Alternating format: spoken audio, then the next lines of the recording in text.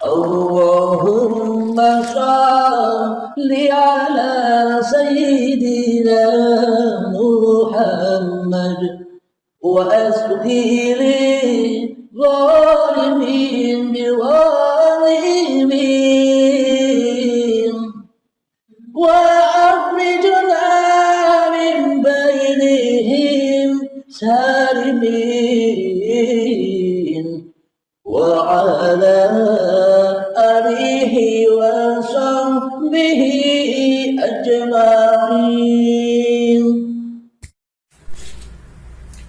Assalamualaikum warahmatullahi wabarakatuh. Bismillahirrahmanirrahim. Ashhadu an la ilaha illallah wa ashhadu anna Muhammadur Rasulullah. Allahumma salli ala sayyidina Muhammad wa ala ali sayyidina Muhammad. Rabbi israh li sadri wa yassir li amri wahlul 'uqdatam min lisani yafqahu qawli. Amin. Bismillahirrahmanirrahim.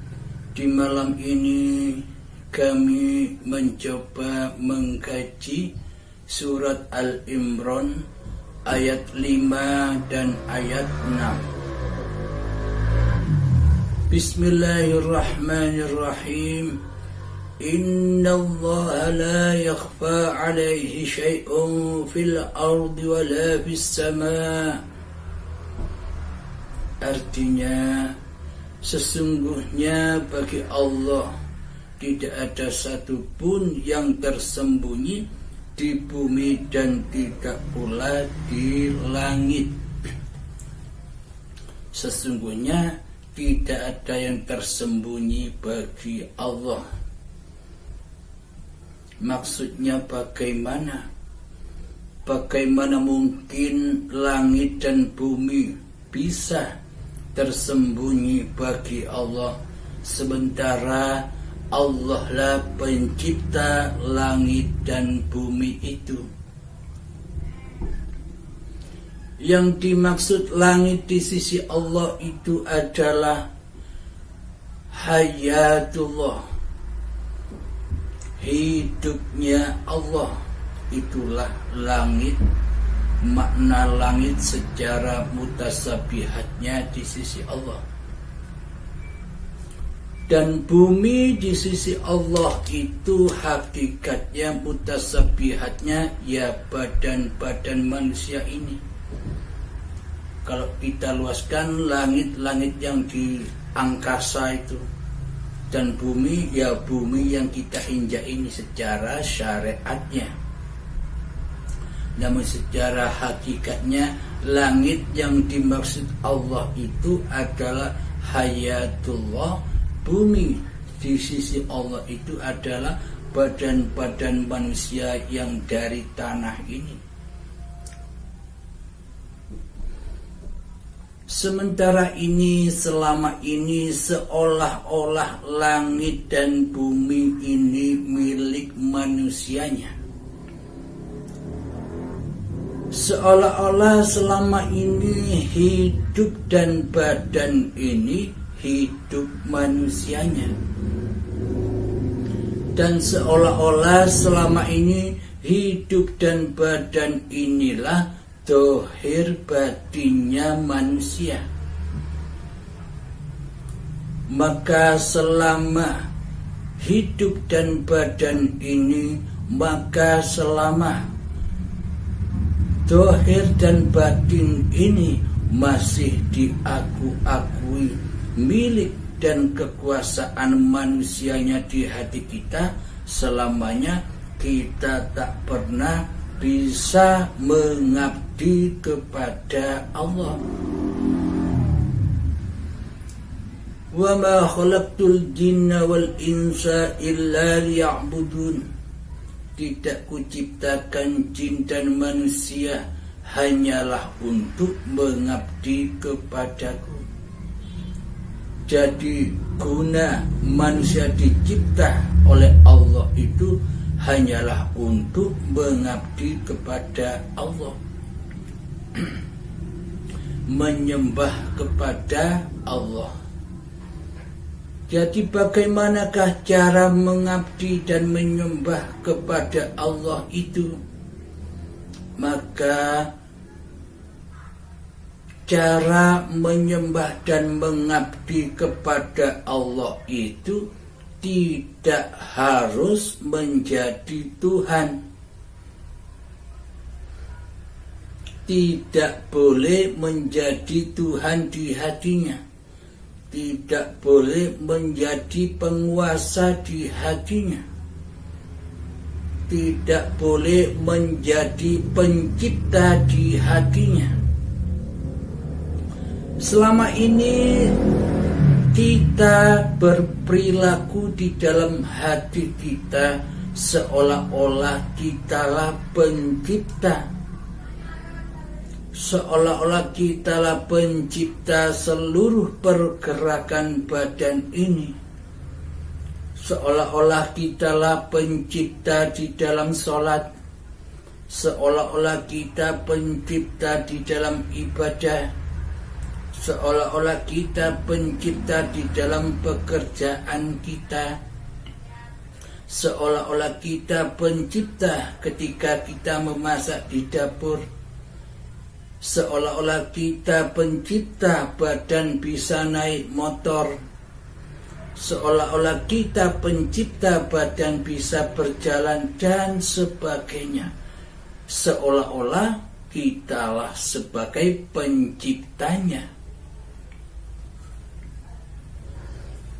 Inilah yang disebut langit dan bumi yang sudah diakui oleh manusianya sebagai penguasanya di dunia ini. Jadi selama ini kuasa Allah tidak ada imbasnya sama sekali di hati kita. Seolah-olah semuanya terjadi dengan kuasa diri manusia kita sendiri. Karena selama ini Tuhan sudah kita tiadakan di hati kita. Allah sudah kita gaibkan di hati kita. Apalagi kuasa Allahnya sudah tidak nyata lagi bagi kita, kecuali kekuasaan diri manusia kita sendiri di hati kita. Inilah kenyataan hati kita selama ini. Inilah realita hati kita selama ini. Katanya disebut makhluk yang bertuhan.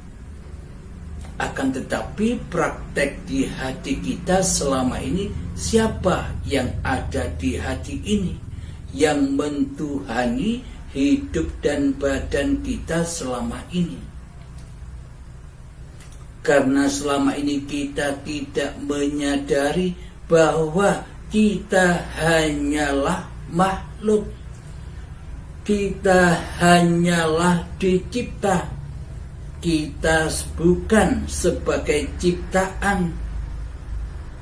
Kita bukan sebagai pencipta, maksud saya. Jadi seolah-olah kitalah penciptanya seluruh keadaan-keadaan yang kita alami selama ini. Inilah bukti, inilah logikanya bahwa selama ini kita belum bertuhan. Inilah buktinya. Karena bertuhan dan beragamanya kita selama ini menyembah dan mengabdi kepada hawa nafsu kita sendiri selama ini.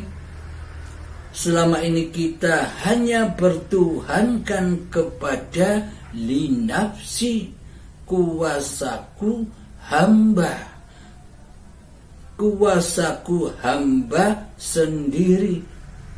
dikira kitalah penguasanya atas hidup dan badan ini. Karena selama ini kita tidak tahu asal usul kita sendiri, dari mana kita datangnya. Mari kita lanjutkan membaca ayat Al-Imran yang ke-6. Bismillahirrahmanirrahim. Huwallazi yusawwirukum fil arhami kaifa yasha. La ilaha illa huwal azizul hakim. Artinya, dialah yang membentuk kamu dalam rahim sebagaimana dikehendakinya. Tak ada Tuhan melainkan Dia yang maha perkasa lagi maha bijaksana. Inilah bukti bahwa diri manusia kita ini bukan pencipta, akan tetapi diri manusia kita ini hanyalah ciptaan Allah. Selama ini kita mengaplikasikan di dalam kehidupan ini seolah-olah kitalah sebagai penciptanya di hati kita. Seolah-olah kitalah pencipta di dalam pekerjaan-pekerjaan kita. Seolah-olah kita pencipta di dalam ketika kita memasak di dapur. Seolah kitalah sebagai pencipta adanya sholat dan ibadah yang kita lakukan. Praktek hati kita selama ini menjadi Allah, menjadi Tuhan, tapi kita tidak terasa, tidak menyadari, karena selama ini kita buta akan bertuhan dan beragama di sisi Allah. Apa sih agama dan bertuhan di sisi Allah itu? Beragama dan bertuhan di sisi Allah itu tidak cukup dengan membaca 2 kalimat syahadat saja. 2 kalimat syahadat, asyhadu an la ilaha illallah wa asyhadu anna Muhammadur Rasulullah. Ini kan hanya bacaan syahadat, bukan hakikat syahadatnya. Hakikat syahadatnya adalah di dalam hati mengaplikasikan, menyaksikan Allah dan menyaksikan Muhammad Rasulullah secara nyata, secara live. Itulah yang dimaksud syahadat di sisi Allah. Bagaimana mungkin kita bisa mengaplikasikan syahadat di sisi Allah sementara kita tidak mengenal Allah? Inilah bukti bahwa keberagamaan dan bertuhannya kita selama ini hanyalah kedustaan di sisi Allah. Meskipun kelihatannya di sisi manusia itu benar, akan tetapi di sisi Allah adalah dusta. Coba silakan cek hati kita masing-masing. Yang mentuhani hidup dan badan serta apa-apa yang kita perbuat di dalam hati kita siapa? Allah kah atau diri manusia kita? Tentunya jawabannya adalah diri manusia kita, bukan? Yang menjadi Tuhannya, yang menjadi Allahnya tidak terasa. Kalau kita selama ini ngaku-ngaku jadi Allah sebagai pencipta, karena selama ini kita ngaku-ngaku bahwa hidup dan badan ini adalah milik manusia kita sendiri di hati kita. Jadi bagaimanakah caranya bisa bersyahadat, mengaplikasikan syahadat bersahadat menyaksikan Allah dan Muhammad Rasulullah secara nyata di sisi Allah? Caranya adalah awwaluddin ma'rifatullah. Jadi yang dimaksud agama di sisi Allah itu adalah ma'rifat kepada Allah, tahu Allah, mengenal Allah, dan bertemu Allah, dan yang wujud di hati kita, dan yang hidup di hati kita, dan yang kuasa di hati kita adalah Allah. Inilah yang dimaksud beragama dan bertuhan di sisi Allah. Kemudian langkah yang kedua setelah awwaluddin ma'rifatullah, yang kedua adalah man arafa nafsahu. Barang siapa mengenali hakikat diri sejati manusianya, barang siapa mengenali hakikat sifat diri manusianya, maka faqad arafa rabbahu, maka ia bakal mengenal Tuhannya, maka ia akan mengetahui ma'rifat Tuhannya. Jadi yang dimaksud ma'rifatullah itu bukan manusianya yang bisa ma'rifat kepada Allah, bukan manusianya yang bisa bertemu dengan Allah, bukan manusianya yang bisa berjumpa dengan Allah seperti perjumpaan makhluk, seperti perjumpaan antara manusia si A dan si B. Bukan begitu maksudnya. Bertemu Allah dan berjumpa Allah itu adalah ketika manusia sudah bermakrifat kepada ketiadaannya, makrifat kepada kegoibannya, percaya bahwa manusia itu hakikatnya tak ada, hakikatnya gaib. Alladzina yu'minuna bil ghaibi. Barang siapa orang yang beriman itu adalah beriman kepada yang gaib. Tapi bukan yang dimaksud bukan Allahnya yang gaib, tapi diri manusianya lah yang gaib, sehingga manusianya sudah tidak menjadi Tuhan lagi, sehingga manusianya sudah tidak menjadi Allah lagi di dalam hatinya sebagai penguasa langit dan bumi, sebagai penguasa hidup dan badan ini.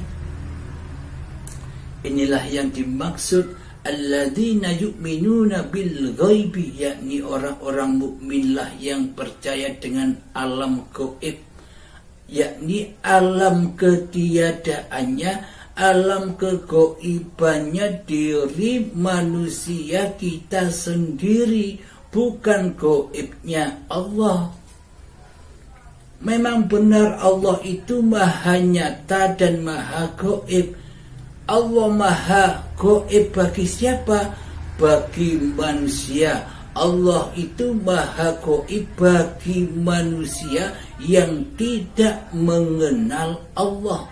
Allah itu gaib bagi manusia yang tidak bertuhan.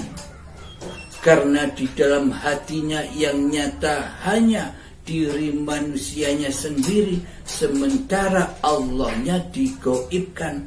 Dikira arti dari alladzina yu'minuna bil ghaibi, dikira orang mukminlah yang percaya dengan alam gaib, dikira percaya dengan Allahnya yang gaib. Jadi salah memahami, salah mengartikan, salah menafsirkan makna mutasyabihat di dalamnya. Seolah-olah kita selama ini mengartikan kita percaya kepada Allah yang gaib, bukan kepada manusianya yang gaib.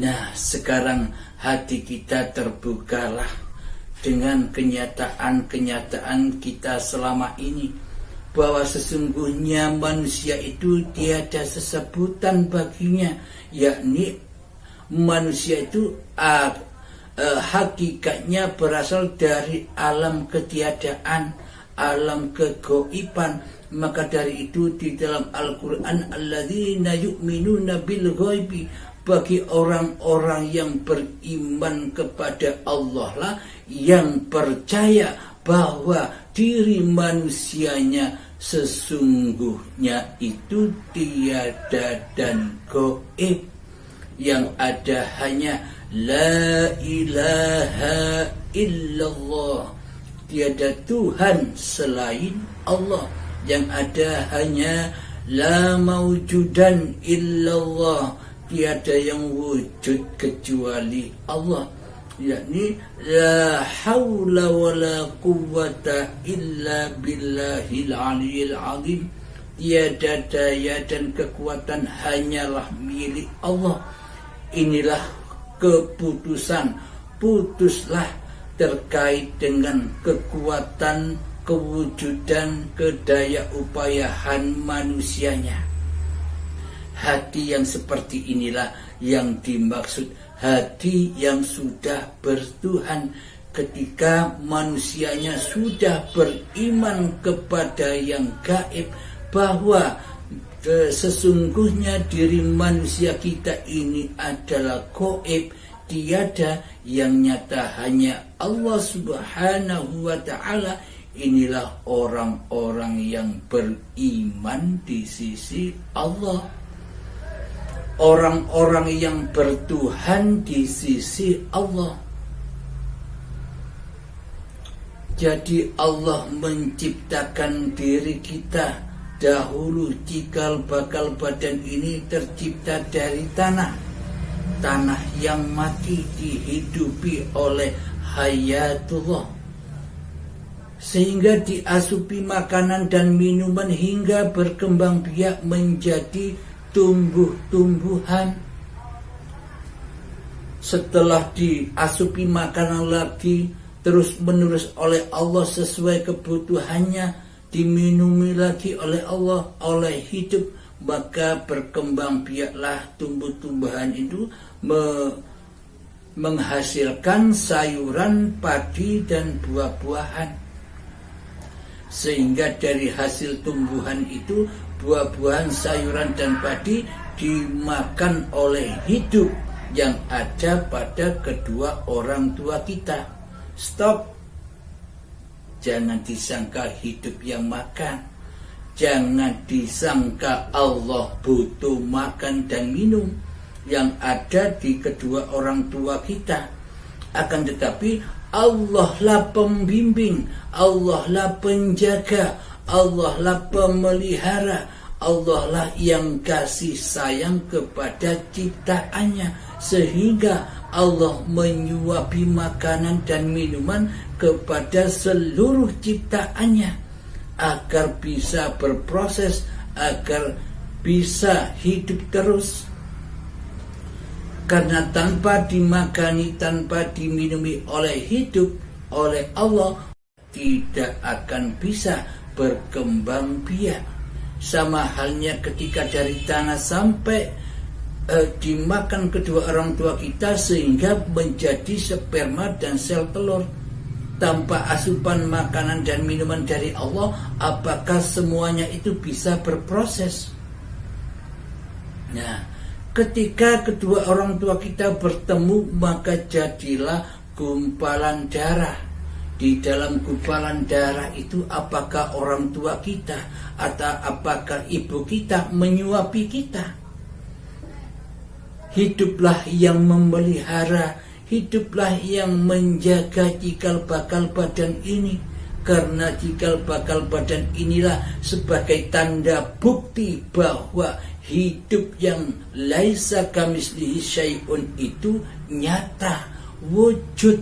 Dengan wujudnya badan-badan manusia ini, Nah, kemudian diperjalankan lagi, dipergerakkan lagi, ditumbuhkan lagi sehingga menjadi gumpalan daging. Nah, di dalam gumpalan daging inilah digembleng lagi oleh Allah, diikrarkan kembali oleh Allah dan diabadikan di dalam Al-Quran, kutiukan rohku. Jadi maknanya, ku hidupi cikal bakal badan ini dengan hidupku, kata Allah, bukan hidup manusianya. Mari kita logikakan, seumpama hidup ini hidup manusia kita, apakah kita masih ingat ketika hidup ini ada di tanah, ada di tumbuhan, ada di buah-buahan, sayuran dan padi, ada di dalam sperma, ada di dalam sel telur, ada di dalam gumpalan daging, gumpalan darah, ada di gumpalan daging. Apakah kita masih ingat semua perjalanan-perjalanan itu? Kita tidak ingat, bukan? Inilah tanda bukti yang nyata bahwa hidup dan badan ini bukan milik kita, bahwa langit dan bumi ini bukan milik manusia kita. Inilah buktinya. Jadi ketika setelah menjadi gumpalan daging, digambarlah, dilukislah daging ini menjadi kepala, menjadi tangan, menjadi kaki, menjadi badan, sehingga terlahirlah bayi yang suci, yakni suci bersih dari diri manusia kita, karena bayi masih suci dari pengakuan diri manusia kita, seolah-olah menurut syariat bayi terlahir saat bayi, kita terlahir saat bayi menurut syariatnya. Akan tetapi hakikatnya kita terlahir, kita ada di dunia ini sejak detik-detik akil balik tiba, ketika sudah makan buah khuldi, buah pengakuan bahwa hidup dan badan ini milik manusianya. Itulah saat kelahiran awal diri kita di muka bumi ini. Jadi ketika bayi itu masih suci, kita belum ada. Seumpama waktu bayi itu kita potong-potong bayi kita waktu kecil, apakah kita merasa sakit? Kan tidak, karena kita belum ada. Adanya rasa sakit pada diri manusia kita itu adalah rasa kepemilikan, rasa keberadaan diri manusia kita di hati kita. Itulah munculnya rasa sakit ketika hidup dan badan ini masih diakui oleh diri manusia kita. Disitulah letaknya anar, disitulah letaknya siksa di sisi Allah. Alhamdulillahirabbil alamin. Semoga saya dan semoga kita semua difahamkan oleh Allah dengan tausiah yang hanya singkat ini. Semoga kita selalu dibimbing oleh Allah Subhanahu wa ta'ala. Akhir kalam, assalamualaikum warahmatullahi wabarakatuh.